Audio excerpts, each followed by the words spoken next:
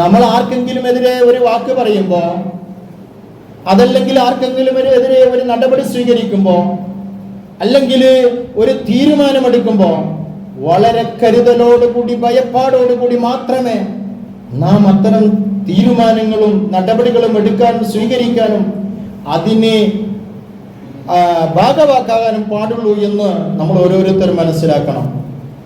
ഇല്ലെങ്കിൽ നമുക്കെതിരെയാണ് പ്രാർത്ഥന വരുന്നതെങ്കിൽ, ആക്രമിക്കപ്പെട്ടവന്റെ പ്രാർത്ഥനയാണെങ്കിൽ അതിന്റെ പര്യവസാനം എങ്ങനെയായിരിക്കുമെന്ന് പറയാൻ നമുക്ക് കഴിയില്ല. ഇസ്ലാമിക ചരിത്രത്തില് മൂന്നാമത്തെ ഖിലാഫത്ത് അബ്ബാസികളുടെ ഖിലാഫത്തായിരുന്നു.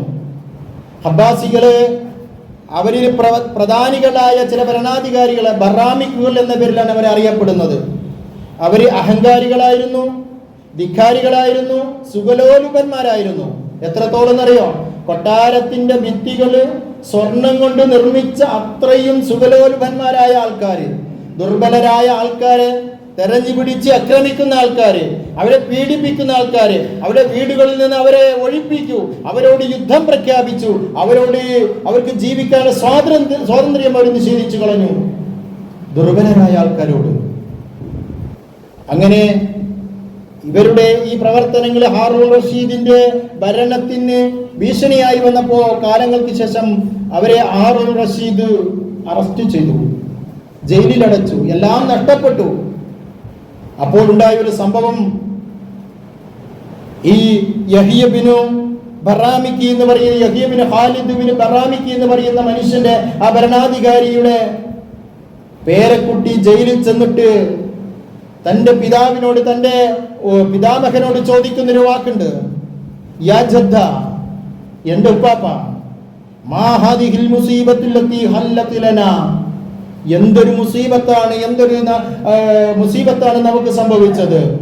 നാം ഈ രാജ്യത്തിന്റെ ഭരണാധികാരികളായിരുന്നല്ലോ, നാം സുഖലോലുപന്മാരായി ജീവിച്ചവരായിരുന്നല്ലോ, ഇന്ന് നിങ്ങൾ ഈ ജയിലറയിൽ കഴിച്ചു കൂട്ടേണ്ട ഒരവസ്ഥ വന്നല്ലോ. എന്തായിരുന്നു ഇതിന്റെ കാരണം എന്ന് പറഞ്ഞപ്പോ, ഒരു കാലത്ത് സുഖലോലുപനായിക്കൊണ്ട്, ഒരു കാലത്ത് ദുർബലരായ ആൾക്കാരെ തെരഞ്ഞു പിടിച്ച് ആക്രമിച്ച ആ ഭരണാധികാരി പറഞ്ഞൊരു വാക്കുണ്ട്, അടിവരയിട്ട് നമ്മൾ മനസ്സിലാക്കേണ്ട ഒരു വാക്ക്. അതിങ്ങനെയാണ്. അദ്ദേഹം പറയാ, മോനെ,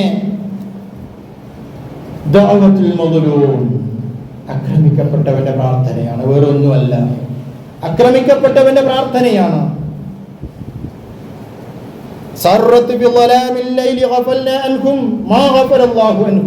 നമ്മൾ ഇങ്ങനെ സുഖലോലുപതയിൽ കഴിഞ്ഞുകൂടി, പക്ഷേ നമ്മൾ ഒരു വിഭാഗം ആൾക്കാരെ തെരഞ്ഞു പിടിച്ച് ആക്രമിച്ച് അവർക്ക് സ്വൈര്യം നഷ്ടപ്പെടുത്തി നമ്മൾ സുഖലോലുപത അനുഭവിച്ചല്ലോ.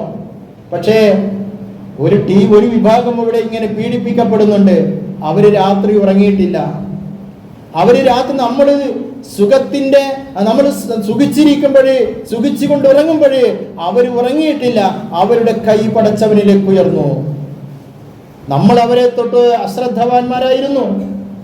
പക്ഷേ അള്ളാഹു അവരെ തൊട്ട് അശ്രദ്ധവാനായിട്ടില്ല. അള്ളാഹു അവരെ പരിഗണിച്ചു. അതിന്റെ പരിണിത ഫലമാണ് അനുഭവിച്ചു കൊണ്ടിരിക്കുന്നത്. വല്ലാത്തൊരു വാക്കല്ലേ? നിങ്ങൾ ആലോചിച്ചു നോക്കൂ, വല്ലാത്തൊരു വാക്കാണ് ഇത്. നമ്മുടെ ഓരോരുത്തരും ജീവിതത്തിൽ നമ്മൾ ശ്രദ്ധിക്കേണ്ട വാക്കാണ്. നമ്മൾ ഓരോരുത്തരും സൂക്ഷിക്കേണ്ട വാക്കാണിത്. ഒരു കാരണവശാലും ഒരാളെയും മനസ്സ് വേദനിപ്പിക്കാൻ പാടില്ല. ഒരാളോടും നമ്മൾ ഒരു അക്രമവും ചെയ്യാൻ പാടില്ല.